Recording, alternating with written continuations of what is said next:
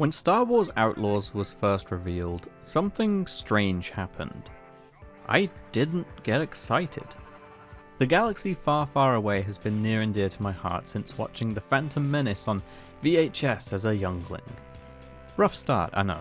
So an open world Star Wars game not made up of Lego bricks where you get to freely explore planets and carve out your destiny should have been a dream come true.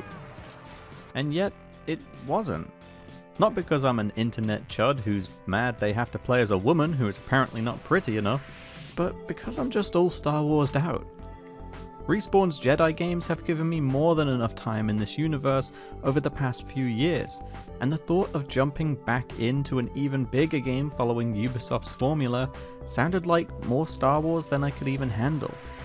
Going into my hands-on preview of Outlaws, my expectations weren't very high. I half expected to leave feeling just as fatigued. To my surprise though, 4 hours with it is enough to get me hooked on its surprisingly expansive and faithful interpretation of the galaxy I fell in love with all those years ago. Things kicked off with Kay and her adorable Merkal companion Nyx, having just escaped from an unknown danger as they end up on Toshara, an original moon created in collaboration with Lucasfilm for this game. After quickly dispatching hired goons with some blaster combat that felt similar to Ubisoft's other third-person shooters, I hopped on a speeder and began racing through the grassy plains towards Mirogana's cantina. This wretched hive of scum and villainy is where Outlaws first started to surprise me. Toshara managed to capture the general feeling of Star Wars with its rolling fields dotted with weird creatures and circular buildings, but Mirogana's grimy and bustling streets felt like they were pulled straight out of the original trilogy. Strange aliens from across the galaxy wander around the city chatting to one another, jazzy music blasts out of the cantina, and stormtroopers harass civilians while shady black market deals are made in broad daylight. It's exactly the kind of grungy vibe I wanted from non-Jedi Star Wars games, and one Massive has managed to capture perfectly. After quickly being kicked out for being a nobody, Get lost! My journey up the crime ladder began with Kay being asked to retrieve some files from a nearby base. It's here where I got a taste of Outlaws combat and stealth mechanics, which I'm very happy to say are strikingly similar to Watch Dogs 2, which is one of my favourite Ubisoft games. Not only does Kay feel as fast and fluid to control as Marcus did, but the use of Nyx to distract enemies, hit buttons, set off explosions, and grab items felt like a smart evolution of the hacking mechanics seen there too.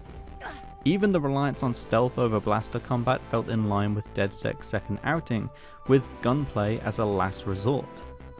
Once I'd gotten to grips with how Outlaws played and made my way through some more story missions, I set out to see as much of Toshara as I was allowed to. After all, despite most of the preview so far being focused on linear sections, the big draw of Outlaws is that it's the first open world Star Wars game that isn't populated by blocky Lego characters.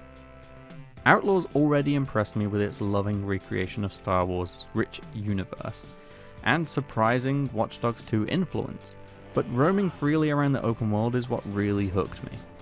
There was something new to see everywhere I turned in Toshara, from optional speeder races to Huttese speaking aliens spreading rumors about treasure to be found in distant corners of the map. Toshara is just one planet of many in Outlaws, but it feels like there's a whole game's worth of optional quests to get through and secrets to uncover. While it would have been wise to go on a treasure hunt and get some credits for a shiny new jacket or blaster upgrade, I instead pursued some new hacking techniques by completing an expert side quest, one which put me right in the Empire's crosshairs and gave me a GTA-style wanted level. This led to the highlight of my preview, where I was chased down by a near endless sea of speeders before being crushed by an ATST. It might seem strange to be excited by an embarrassing death, but that moment of emergent gameplay was something I'd never seen in a Star Wars game before. While Outlaws doesn't do away completely with Ubisoft's open world formula, it trims down the fat, including the infamous map revealing towers, and gives it enough of a fresh coat of paint to be exciting again. To To counter this overwhelming sense of freedom, the second part of my preview was much more linear, and took place later on in the game after Kay had started setting up her crew for a grand heist. Kay's search for a safecracker leads her to Rise of Skywalker's snowy planet Kijimi.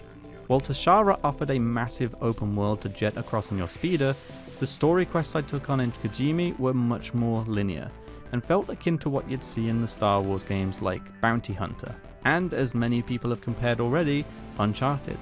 This gave me even more time to appreciate Outlaws' focus on stealth over firefights, but it was also comforting to know that there was more to see than a sprawling open world galaxy.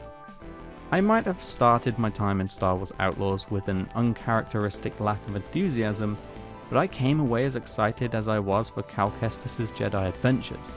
Outlaws might not be breaking new ground for gaming's most popular genre, but it does trailblaze an exciting path forward for what Star Wars games can do.